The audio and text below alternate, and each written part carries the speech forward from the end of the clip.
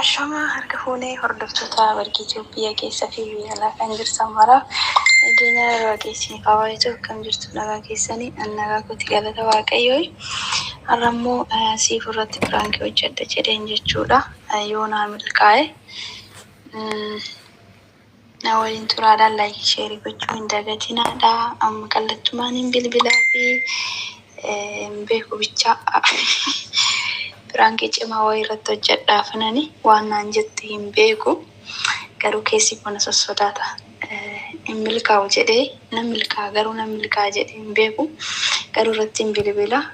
Ammoo isheen alaa kaastee walumaan ilaallan isiniin jedhaa nu hordofaa gadhumaatitti yoo seenti tole immoo laayik sheerii gochuu hin dagatina.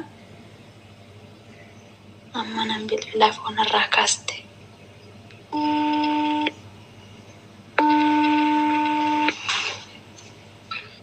Hello. Hello. Sifu. Sifu. Halo.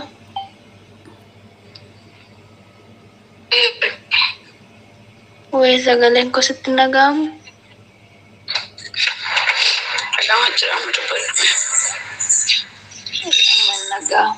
Akkam bulteedha moo akkam bulteedha? Saatiidha wallaleera.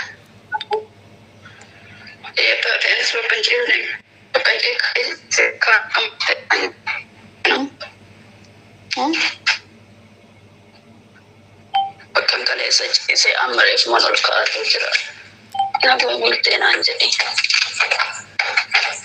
Namitti mana hin jirtu moo? Maal jettee?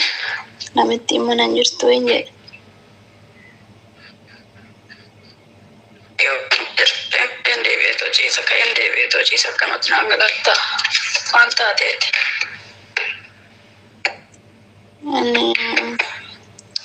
Hin beeku bosi. Waan isaan beeku.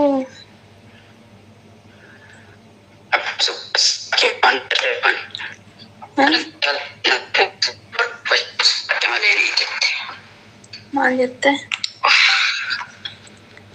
Ana guyyaa sadii narra guuteenitti dubbachuun maal sodaadhee har'a ga'e madale.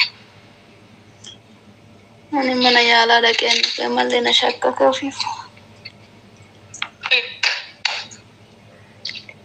Mana yaalaa deemeen dhufaa. Maalidha ture maalidha eeggisa dhukkuba. Beeku irraa dhukkubu jalqabee ani jechuun irra bubbulee jira garuu ani waan akkasitti hin yaadne. Beeku wanni isaan ulfaatu. Beeku wannan ta'e. Maalidha ture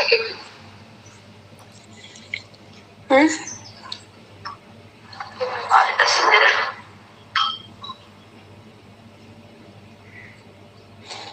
Rakkime kanaan jedhe siifuu akkamitti asitti baane dogoggora baay'ee hojjedhe beekta.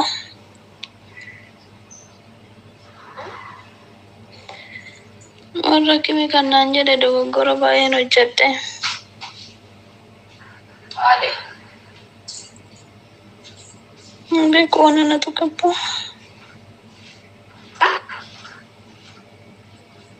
Beeku waan anatu qabu.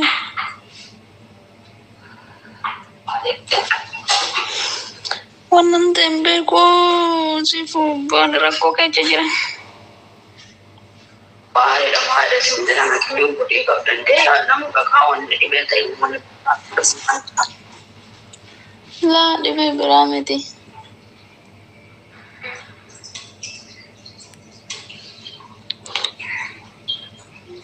Yoo tokko beektaa waan maal jedhee sitti abboonni kana sitti himuu hin danda'u jechuun bakka sun jedheetuma.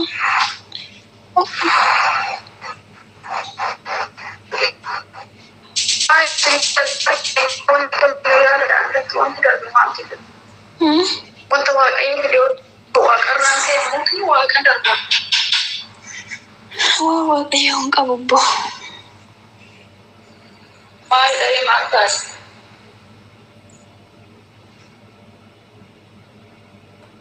beeku sifu guyyaa tokko waan dogoggoran hin qabaani garuu waan akkanarra hin jedhee yaanne jechuun jaaladha tasa waan dogoggore hin qaba.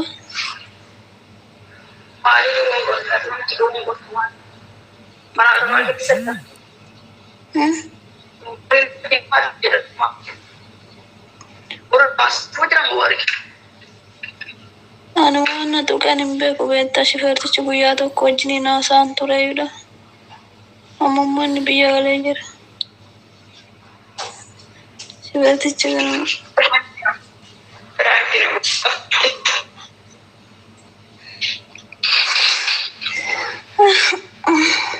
Pranki maalitti asii pranki cabbo arga.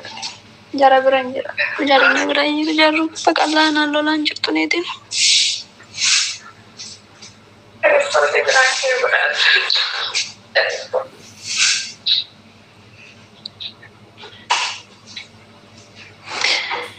Sifu kanuma basitti musadhaadhe.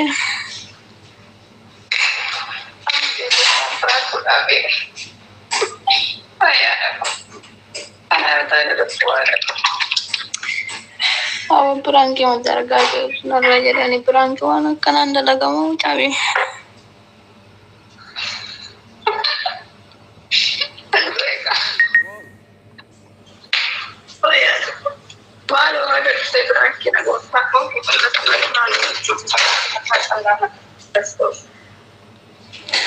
Sifu pranki mati dhuguma sitti tasaa jira. Boona dhaga'uuf garanna gubatu. Amma jechuudha wanna qabiyyatti baadhee galamoo as Dubaay geejjettaan du'amoo abbaa qornaqa.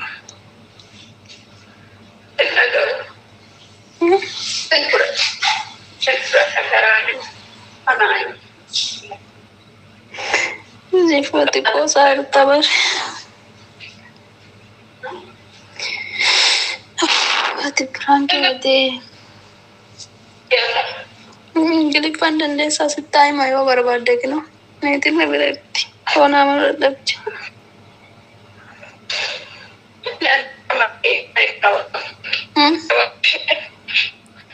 Dhugaa warra kiyyattiin bilbilee himan jedheen kinu ishee fuuldura raawwadheen haasaa jira argaa kee.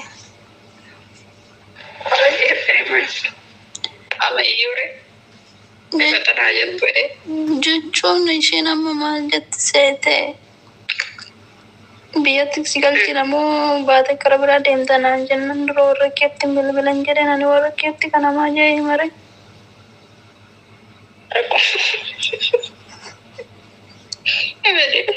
Warqee har'a kana irratti walattee dhufte biraan kisiliin ta'uu dhaqqisiisaa jiru.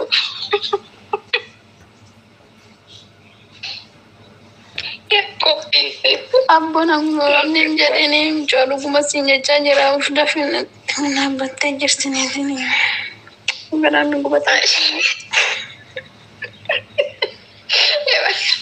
taa'ee jedhee miitinaa.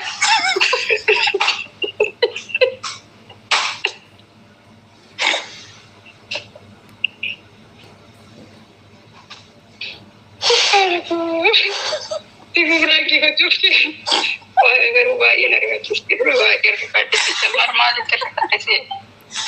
Wanita ni nanti ada lagi minta, ya Rabbi dia dan kita ada syukur kita.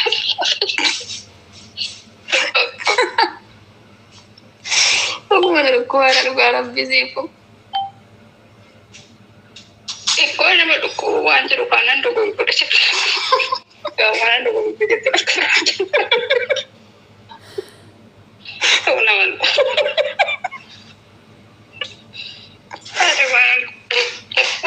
Kau gimana kawan awak jemboj? Maksudnya?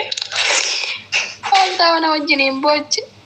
Masih kau dah lihat tu berang.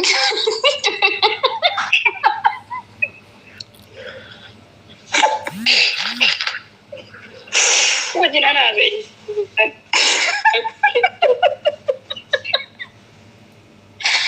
Malan jalan rekod. Okey, siapa? Kata betul. Okey.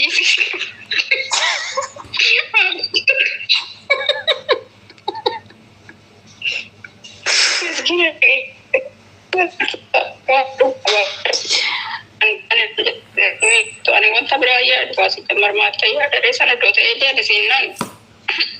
Seefu dhugaa dhutee amma biraan jiru manaan jetta baratti gogo gibbo. Ikkoo biraan nama siin jedha oduu dhugaayyuu ta'e siif hin nama. Maaliin godhadhaan duukkee jechuudha barikkoo eenyuttani wadda nama bira.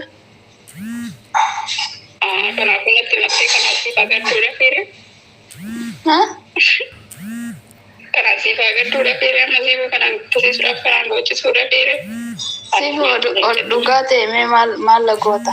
Oduma dhugaa ta'e dhuguma saayyuu ta'e maal goota?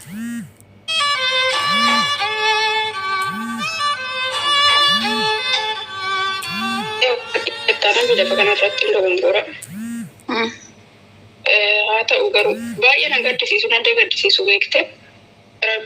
Qalbiin keenya sila xiqqoo ta'eefillee tarii namni fedhii isaa ta'uu danda'a. Fedhii isaa malee baachuu danda'a. Jira beektaa wantoonni garaagaraa kan ta'u.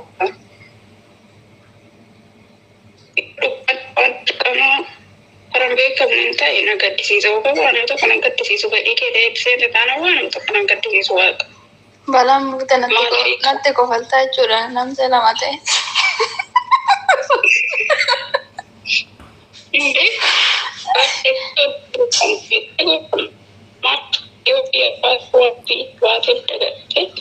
Namni kamuu gaafa biyya ba'u qofaa haadha isaa gatee hin jirtimoo hin duutu dhangalaatu biyya isaa gatee maatii isaa gatee oduu ayyaanatti kan gammachuutti fakkaata.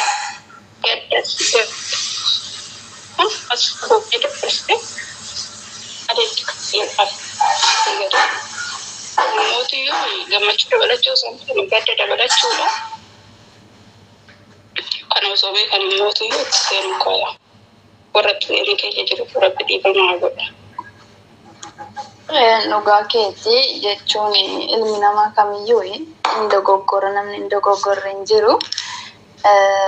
Garuu immoo asirratti wanti nu beekuu qabnu tokko namni beektaa namni biyya ormaa jiru wanni isa muddatu hin beekani tarii akkuma ati jette fedhii isaa ta'uu danda'a fedhii isaatiin ala ta'uu danda'a. Kana hubachuun ifin dirqama jechuudha. Nama kamiyyuu immoo jechuun gadduuf osoo hin ta'in karaa jirutti jechuudha nama kamiyyuu osoo wanna kanarra hin gahin gorsanii deebisuudha malee itti kolfuun. Yoo fedhii isaa ta'e gorsuudha. Fedhii isaa hin taane garuu dirqama wanti kun dogongoraan ta'e taanaan gorsuu miti nan gargaara hin gaafa inni kana keessa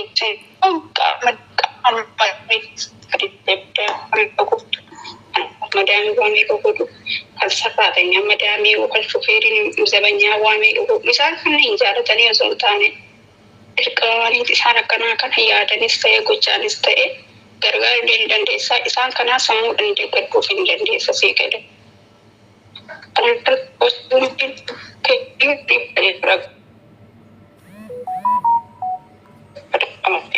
Isaan kanneen malee jaaladhee waan akkanaa jaaladhee akkas nagatee akkas nagolee kan jedhu kana nan gaddisiisu. Gargaara isaatiif sitti waan warqii. Kooyi carraa koo waggaa. Nan gargaara. Ati ammaa shofeerii wajjin gaafa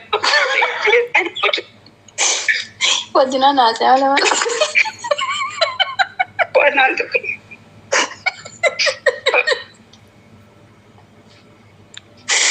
Waan namicha sanaa silaasiifan qabsiisa waan nan beekuuf.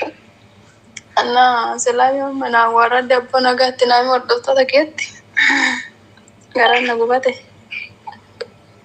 Ampura dhoofte walitti dhufuma waaqa qallaa darbe kanneen akimii dhaqee waan malee naan jedhan gisee beektu.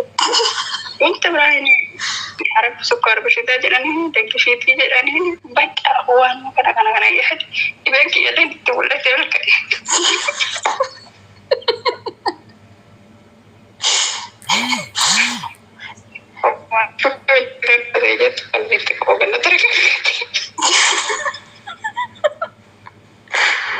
Abboon nagaatti naami jaratti garaan nagu. Abboon nagaatti hordoftoota warqii wanta warqii nagooti kana